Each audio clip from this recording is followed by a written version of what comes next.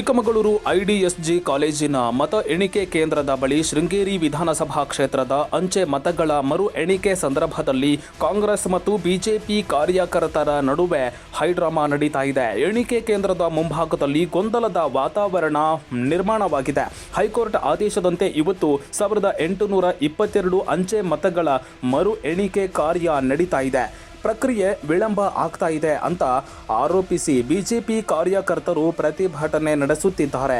ಕೇವಲ ಅಲ್ಪಸಂಖ್ಯೆಯ ಮತಗಳನ್ನು ಎಣಿಕೆ ಮಾಡಲು ಇಷ್ಟೊಂದು ಸಮಯ ತೆಗೆದುಕೊಳ್ತಾ ಇರುವುದು ಕಾಂಗ್ರೆಸ್ ಸರ್ಕಾರದ ಅಧಿಕಾರ ದುರುಪಯೋಗ ಮತ್ತು ಸೋಲಿನ ಭಯಕ್ಕೆ ಸಾಕ್ಷಿ ಅಂತ ಬಿಜೆಪಿ ಕಾರ್ಯಕರ್ತರು ಆಕ್ರೋಶ ವ್ಯಕ್ತಪಡಿಸಿ ಜಿಲ್ಲಾಧಿಕಾರಿಗಳು ಸ್ಥಳಕ್ಕೆ ಬರಲೇಬೇಕು ಅಂತ ಆಗ್ರಹಿಸಿದ್ದಾರೆ.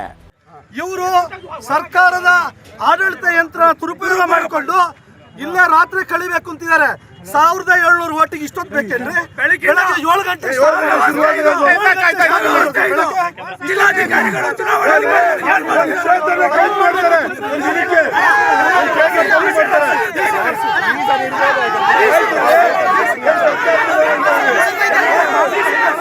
ಮತ್ತೊಂದೆಡೆ ಮರು ಎಣಿಕೆಯ ವೇಳೆ ಸುಮಾರು 1540 ಸಿಂಧು ಮತಗಳ ವಿಚಾರದಲ್ಲಿ ತಾಂತ್ರಿಕ ಗೊಂದಲಗಳು ಸೃಷ್ಟಿ ಆಗಿದ್ದು ಮತಪತ್ರಗಳು ಟೆಂಪರಿಂಗ್ ಆಗಿವೆ ಅಂತ ಕಾಂಗ್ರೆಸ್ ಏಜೆಂಟರು ಆಕ್ಷೇಪ ವ್ಯಕ್ತಪಡಿಸಿದ್ದಾರೆ.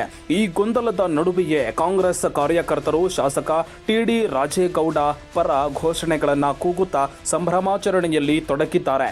ನ್ಯಾಯಕ್ಕಾಗಿ ಬಿಜೆಪಿ ಹಾಗೂ ಸಂಭ್ರಮಕ್ಕಾಗಿ ಕಾಂಗ್ರೆಸ್ ಕಾರ್ಯಕರ್ತರು ಅಕ್ಕಪಕ್ಕದಲ್ಲೇ ಜಮಾಯಿಸಿ ಪರಸ್ಪರ ಪೈಪೋಟಿ ನಡೆಸುತ್ತಿದ್ದಾರೆ. ಪರಿಸ್ಥಿತಿಯನ್ನ ನಿಯಂತ್ರಿಸಲು ಪೊಲೀಸರು ಹರಸಾಹಸ ಪಡ್ತಾ ಇದ್ದಾರೆ.